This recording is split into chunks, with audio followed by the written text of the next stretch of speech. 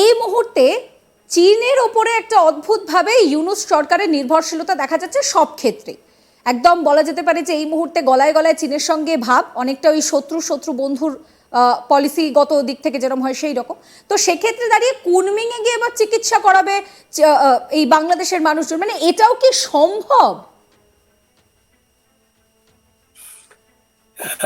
আপনাকে ধন্যবাদ। আর আপনার দর্শকদের। বিষয়টা হচ্ছে ব্যবসা। কোনো ব্যবসা করতে হলে আপনাকে ভিজিবিলিটি স্টাডি করতে হয়, মার্কেট দেখতে হয়, কমিউনিকেশন আর কনফিডেন্স, এগুলো অনেক কিছু দেখার বিষয় আছে। তো এখন বর্তমান গভর্নমেন্ট, তাদের সিদ্ধান্ত, তাদের গভর্নমেন্ট সম্পর্কে আসলে অনেক কিছু বলা হয়ে গেছে। তো এরা কখন যে কি করছে এটা বোঝা মুশকিল। তবে আমরা এটা বাস্তব দৃষ্টিকোণ থেকে আমরা দেখতে পারি এটার সম্ভাবনা কেমন। বাংলাদেশের মানুষ যদি সস্তায় কোয়ালিটি চিকিৎসা পায়, সেটা তো আমি সবচাইতে বেশি খুশি হব। আর যা আপনারাও সবাই খুশি হবেন যে হ্যাঁ, সবাই জানবে যে এটা কম্পিটিটিভ ওয়েতে, এটা রিজনেবল প্রাইসে এটা করলো ট্রিটমেন্ট, একটা ভালো সুযোগ পেলো বাংলাদেশের মানুষ। কিন্তু আসলে সেটা বাস্তবে হবে কিনা সেটা জানতে হবে। আপনার চীনের ট্রিটমেন্ট এবং ইন্ডিয়ার ট্রিটমেন্ট, এটা আমরা একটা কম্পারেটিভ স্টাডি যদি করি তাহলে দেখা যাবে যে ধরুন ভারত অনেক অনেক আগের থেকে, দীর্ঘদিন থেকে ভারতের একটা ঐতিহ্য আছে আপনার ট্রিটমেন্টের উপরে। সেটা ধরুন হার্বাল তো বিশ্ববিখ্যাত। আর তারপরে যদি আপনি বলেন যে পৃথিবীতে সবচাইতে পাওয়ার হাউস বলা হয় ভারতকে, আপনার এই আপনার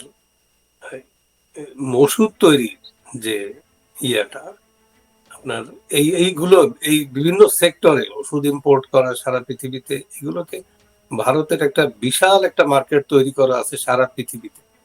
তারপরে ট্রিটমেন্টের ব্যাপারে ভারতে অনেক অনেক বিজ্ঞ এবং প্রখ্যাত চিকিৎসক আছে যাদের নাম পৃথিবীময় সকলেই জানে, বা অধিকাংশ জায়গায় এদের সুনাম খ্যাতি এটা পৃথিবী বিখ্যাত। তো সেসব কিছু বিবেচনা করে চীনে যে ভালো ডাক্তার নাই তা কিন্তু নয়, কিন্তু চীনের ইন্ডিয়ার যে কোনো ডাক্তার আপনি ভালো, সবচেয়ে নাম করা পৃথিবী বিখ্যাত ডাক্তারদের আপনি আমাদের বাংলাদেশের মানুষ কিন্তু তাদের নাম জানে। বাংলাদেশের অনেক লোক ধরেন দেবী শেঠিকে চিনে, আরো কয়েকজন আছে নাম করা খুব, এদের সবাইকে চিনে। তো চায়নায় গিয়ে ধরেন এটা ধরেন একটা ডক্টরের উপরে কনফিডেন্স থাকতে হবে রুগীর, যে আমি তো আসলে এটা it is a question of life and death. একটা ভুল ট্রিটমেন্টের জন্য তো মানুষের বিপদ হতে পারে। আর যে সকল আপনার পেশেন্ট, তারা চায় যে সে এই রোগ থেকে আরোগ্য লাভ করুক, তার একটা ভালো ট্রিটমেন্ট হোক, এটা সবাই চায়। সে অনেক কিছুর বিনিময়ে সে তার যদি ধরেন at the cost of lot of money, তাও অনেকে পিছাইতে চায় না। বাড়ি জমি বিক্রি করে তারা ব্যবসার প্রতিষ্ঠান ক্লোজ করে হলেও অনেকে ট্রিটমেন্ট করতে যায়, এটা যারা বিপদে থাকে। কিন্তু এটা একটা খুব ডেলিকেট ইস্যু। তো এখান থেকে কমিউনিকেশনের ব্যাপারটা হচ্ছে, আমাদের দেশের মানুষ কয়েকজন হাতে গোনা ব্যবসায়ী, তারা ওই যে ছোট মালটাল চাইনিজ কিছু কি বলে ব্যাগেজের ব্যবসা যারা করে, প্লেনে গেল 2-4 ব্যাগেজ নিয়ে চলে আসলো, এখানে সেল করলো। এটা ভেরি ক্ষুদ্র, মানে খুব ক্ষুদ্র এবং প্রান্তিক মানুষগুলো এগুলো করে। এটা একটা ভালো ব্যবসা।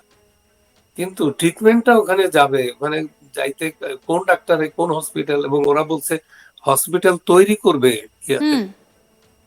হাজার শয্যার একটি হাসপাতাল তৈরি করা নিয়েও ইতিমধ্যেই কথা হয়েছে, সেটাও জানা যাচ্ছে। হ্যাঁ, 3টা ওরা বলছে, গোটা 3 হসপিটাল ওখানে তৈরি করবে বাংলাদেশিদের জন্য, আর একটা স্পেশালাইজড হসপিটাল করবে ঢাকাতে, যাতে এটা যোগাযোগ করা যায়। উদ্যোগটা, কথাটা, বক্তব্যগুলো ভালো, কিন্তু এটার ফিজিবল কিনা, এটা ধরুন এটা এগুলো চীনও কিন্তু ব্যবসায়ী, তার যে ইনভেস্টমেন্ট করলো, হসপিটাল করলো, তারপরে যদি এখান থেকে মানুষ না যায় তখন তারা ফ্রাস্ট্রেটেড হবে, তারা তখন অন্যদিকে যেতে পারে।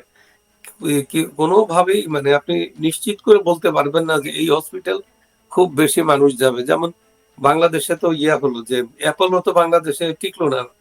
পরে ওটা অন্য কিছু হয়ে গেছে। হুম, হুম, তো অ্যাপোলো তো বিখ্যাত হসপিটাল। তারপরেও কিন্তু পাবলিক এটাকে ওইভাবে নিতে পারেনি এবং বা ওইখানে ঠিকমতো ঢাকাতে ওইরকম চলেনি। হুম। এটা খুব ডেলিকেট ইস্যু। আর এই ইন্ডিয়াতে হচ্ছে একেবারে চেন্নাই পর্যন্ত মানুষ ২-৩ দিন ধরে ১ম এ কলকাতা, তারপরে কলকাতা থেকে হয় হুম। ট্রেন না হলে প্লেন। এখন অবশ্য চিটাগং থেকে আমি ঠিক আমরা জানি না। আমরা এই বিষয়ে আসবো, কিন্তু তার আগে একটা গুরুত্বপূর্ণ বিষয় হচ্ছে যে ভিসা, সেটাও তো একটা সমস্যার বিষয় হয়ে দাঁড়াবে। না, ভিসার ব্যাপারে আমি চীনের সাথে জানি ওরা অনেক লোক এই যে ছোট ব্যাগেজ ব্যবসায়ী বললাম না? হুম, হুম। এরা একদিনে ১৫-২০ টা ভিসা গিয়ে করে নিয়ে আসে আর ওরা একটু চার্জ করে।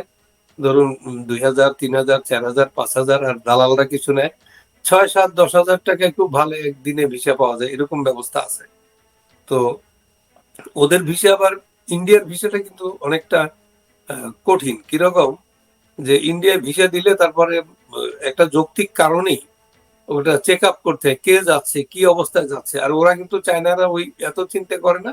একেবারে বড় ধরনের যদি কোন সন্ত্রাসী-টন্ত্রাসী না হয়, হুম, হুম। তাহলে ওরা ফাটাফাট বাংলাদেশীদের ভিসা দিয়ে দেয়। আচ্ছা। ভিসার ব্যাপারটা ওরকম সমস্যা না।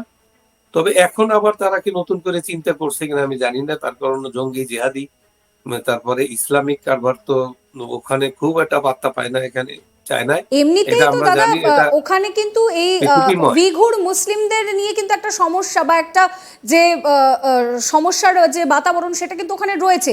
সেক্ষেত্রে দাঁড়িয়ে যখন এই উইঘুর মুসলিমদের ওপরে একটা সমস্যার বিষয় রয়েছে, তাহলে কি চিকিৎসা করাতে যাওয়াটা খুব ফ্ললেস হতে পারবে? না, আমার মনে হয় যে এইখানেও ভিসার ব্যাপারটা তারা যদি যায় সেহেতু অনেক পরে ৫ বছর লাগবে একটা হসপিটাল বানাইতে। ১ বছরে ওরা হসপিটাল বানাইয়ে সব অ্যাপারেটাস নিয়ে বসানো-টসানো সব মিলে একেবারে রেডি করা ট্রিটমেন্ট দেওয়ার জন্য তৈরি করতে মিনিমাম ৫ বছর লাগবে।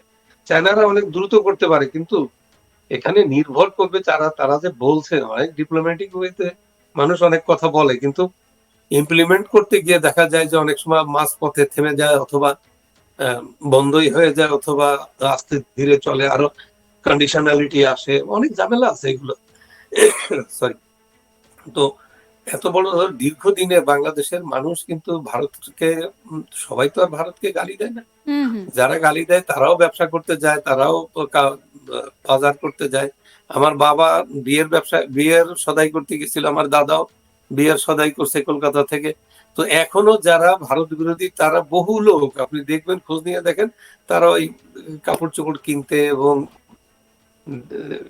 পৃথিবী না ভারত না দেখলে পৃথিবী দেখা হয় না এই ধরনের অনেক টুরিস্ট স্পট আছে আমাদের ছেলেরা তো কাশ্মীর পর্যন্ত চলে যায় মোটরসাইকেল চালায়